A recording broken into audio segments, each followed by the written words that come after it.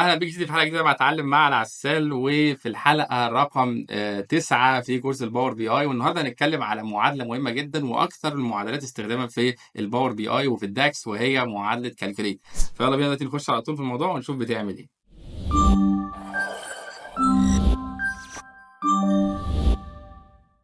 يلا يا سيدي نتفرج بقى على معادلة كالكوليت دي، وهي من أقوى وأكثر المعادلات استخداما في باور بي اي أو في الداكس. طيب تعالى الأول نفهم معادلة كالكوليت دي بتعمل إيه. معادلة كالكوليت دي يا سيدي تعتبر معادلة شبه، لو أنت عارف الإكسل تقدر تقول إن هي كده حاجة شبه سم إف أو سم إفس في الإكسل. لا تعرف سم إفس بتعمل إيه؟ سم إف أو معادلة هي معادلة جمع شرطي أو جمع بناء على فلتر معين. أنت بتجمع بيانات بس بناء على فلتر، والفلتر ده ممكن يبقى اي حاجه انت عايزها.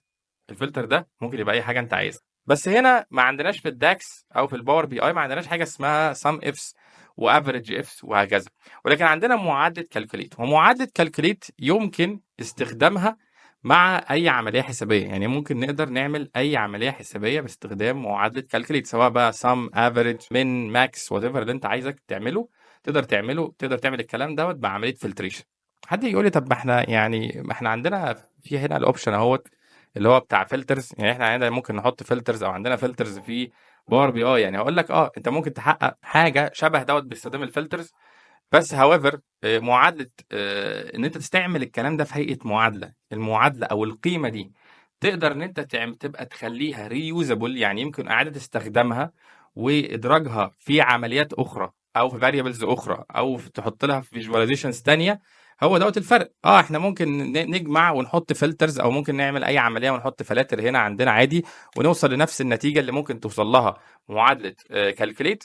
ولكن زي ما قلت لك اللي هيفرق حته ان انت مش هتعرف تخلي الموضوع ده ريوزبل، ومش هتعرف تقدر انك تعيد استخدامه زي ما انت عايز بالشكل اللي انت عايزه. فطبعا معادله كالكوليت تدينا حريه كبيره. طب تعال نشوف مع بعض كده هي معادله كالكوليت دي هتقدر ان هي تساعدنا او نستخدمها بأنهي كيفيه.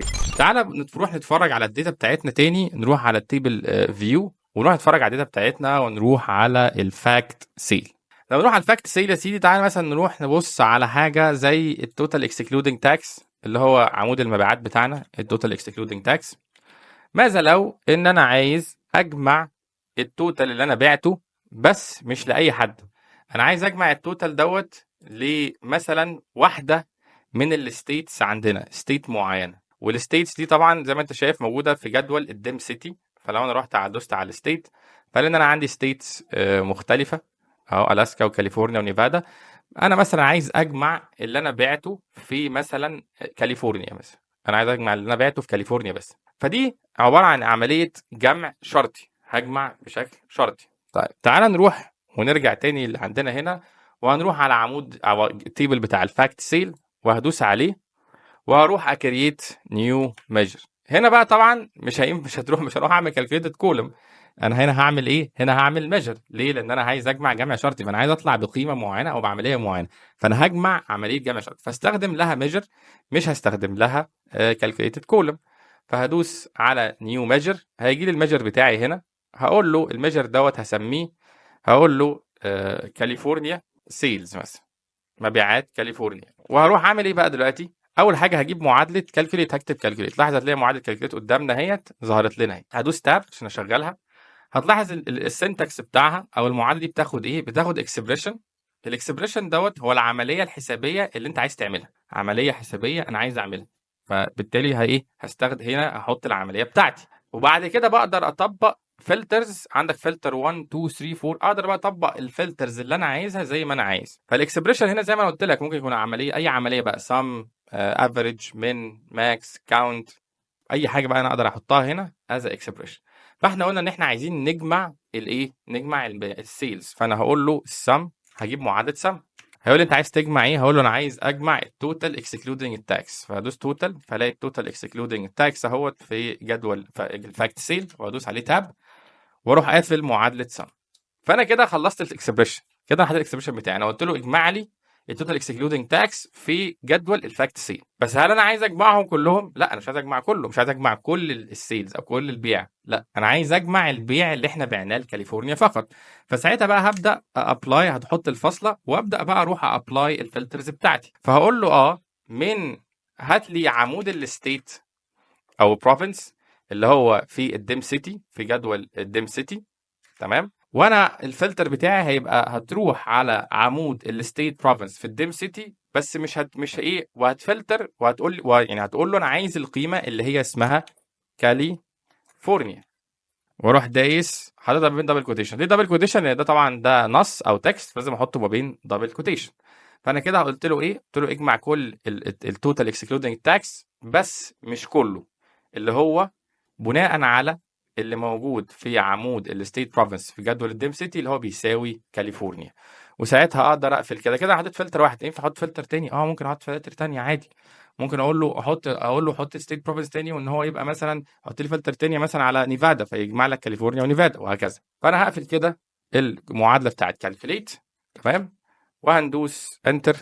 فبقى عندنا حاجه اسمها هنا اهو كاليفورنيا سيلز. كاليفورنيا سيلز هنيجي هنا يا سيدي، تعالى نتفرج عليها. تعالى نحطها في كارد مثلا. فهجيب هنا كارد، احط الكارد ده عندي كده. تعالى نكبر المساحه دي شويه. احط كارد عندي اهو، واروح جايب كاليفورنيا سيلز وحاططها هنا في الفيلدز. اداني بلانك. طبعا اداني بلانك، ممكن انا اكون كاتب كاليفورنيا غلط، ما اعرفش انا كاتب كاليفورنيا غلط ولا صح. تعالى نروح نشوف كده في الستيت بروفنس كاليفورنيا.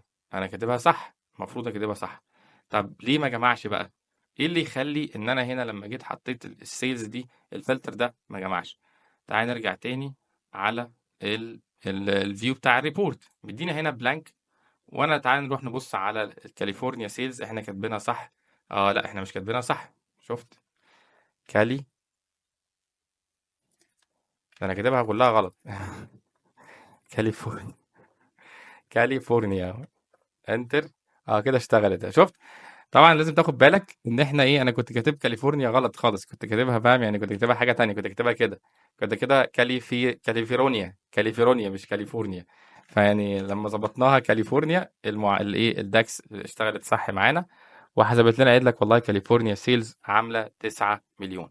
فبالتالي انا قدرت اطلع بقيمه معينه بناء على الميجر بتاعي، على الداكس ميجر بتاعي، وقدرت اعمل ايه زي جمع شرط. طب دي الطريقه الوحيده اللي ممكن استخدم فيها؟ لا، انا ممكن كمان استخدم الكالكوليت، معادله الكالكوليت دي بشكل تاني. على سبيل المثال تعال نروح على تيبل فيو تاني، وتعال نروح على الفاكت سيلز برضو، جدول الفاكت سيل. واروح هنا يا سيدي على العمود بتاع الكوانتيتي، واشوف الكوانتيتيز بتاعتنا قد ايه. فهنلاقي مثلا ان احنا عندنا كوانتيتيز بادئه من 1 لحد مثلا 360 دوت كده عدد القطع اللي اتباعت في العمليه الواحده. طب انا ممكن اعمل حركه لطيفه جدا. انا ممكن اقول له انا عايزك تجمع لي السيلز، بس لما تكون عدد القطع اللي اتباعت في السيلز دي من اول 10 قطع وحتى 100 قطعه. يعني انا عايزه يجمع لي البيعات اللي كان عدد القطع اللي اتباعت فيها العمليات، يعني يجمع لي السيلز بتاعه العمليات اللي كان عدد القطع اللي اتباعت فيها ما بين 10 ل 100. على طب نطبق الكلام ده ازاي؟ الكلام ده برضو يا سيدي نقدر ان احنا نطبقه بفلتريشن، لان في الفلترز برضو انت ممكن تحط اند واور وتعمل فروم تو، يعني تقدر تعمل رينج للفلترز، بس برضو نقدر نعمله بمعادله كالكوليت. فتعال نروح على جدول الفاكت سيل انا بحط فيه الكالكوليشنز بتاعتي. بس برضو خد بالك ان هو مش احسن حاجه ان انا احط الكالكوليشنز بتاعتي جوه الجداول دي. بيبقى في بيست براكتسز بنستخدمها بعد كده، ودي ممكن ابقى اوريها لكم بعدين. ان انا بعمل زي بضيف تيبل على الموديل بتاعي، وببدا احط فيه الكالكوليشنز بتاعتي كلها، تحديدا الميجرز مش الكالكوليتد كولمز، لان الكولمز كده كده مرتبطه بجداول، فيستحسن ان انا اسيب الكالكوليتد كولم جوه الجدول. لكن الميجرز تحديدا بتاعتها احنا بنلمها في حته لوحدها عشان خاطر تبقى سهل ان انا اروح للميجر اللي انا عايزه في المكان بتاعه، بدل ما الحته دي كده تبقى زحمه ويبقى كلها ميجرز على كالكوليتد كولمز على بيانات على بتاع. لا، يبقى في طبعا، بس دي هنبقى ايه، ممكن اوريها لكم ان شاء الله بعدين. طيب تعالى دلوقتي هنعمل بقى الميجر بتاعنا اللي احنا قلنا عليه.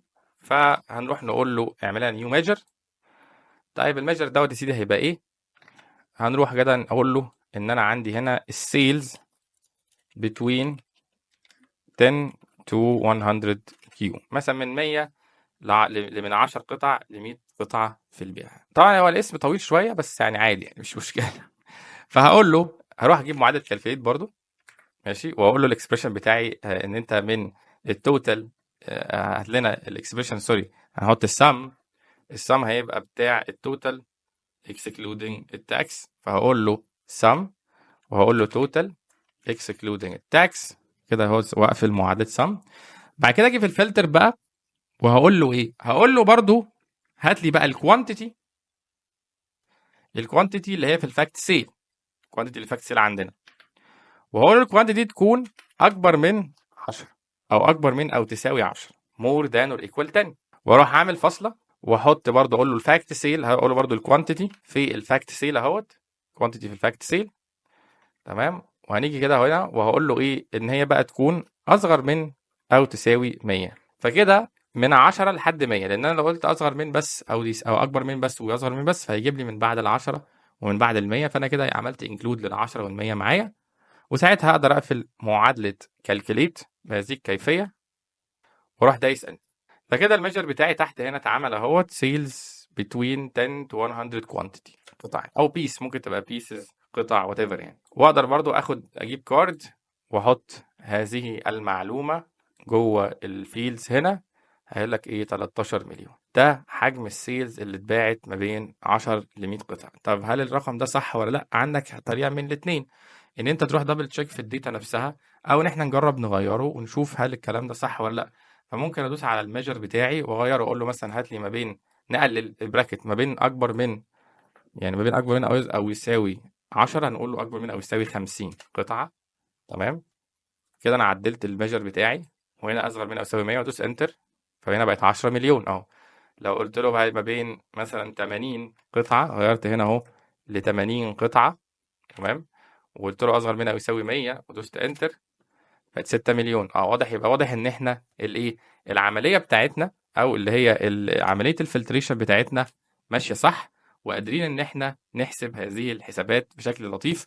فتقدر تستخدم معادله كالكوليت بهذه الكيفيه، وتقدر تستخدمها مع معادلات اخرى، يعني مش يعني زي ما انت تقدر تستخدم كالكوليت وتستخدم جواها معادلات تانية، بس ما دي اول معادله لينا واحنا عايزين نتفرج عليها، فمش عايزين نعقد الدنيا قوي. وانت كده بقيت شايف ازاي تستخدمها لو انت عايز تتارجت فاليو معينه، او لو انت عايز تعمل حتى رينج معين، سواء الرينج دوت كان رينج رقمي، رينج تواريخ، رينج اي حاجه تقدر تحطه الرينج دوت زي ما انت عايز. واصبح معاك الرقم دوت او الميجر دوت اصبح معاك ميجر ريوزابل يمكن اعاده استخدامه تاني. وتقدر تحط بقى الكلام دوت في ميجرز تانية، تقدر تحطه في جداول، تقدر تحطه في اللي انت عايزه وتستخدمه بالاستخدام اللي انت نفسك فيه. اتمنى ان انت تكون استفدت ان شاء الله النهارده، وبجدد شكري لاعضاء الداعمين للقناه بشكل كبير جدا. يا جماعه انتوا بتصنعوا الفرق والله، وبتشاركونا ان شاء الله في الاجر والثواب. ويا رب ان شاء الله دايما اشوف الناس كلها على خير، سواء اللي بيدعمنا او اللي بيتفرج بس علينا، طبعا على راسي كلكم. ويعني منورينا دايما، وشكرا جدا ليكم حتى لدعمكم، حتى لو مجرد انك تعمل لايك وشير وسبسكرايب، ده بالنسبه لنا كفايه جدا.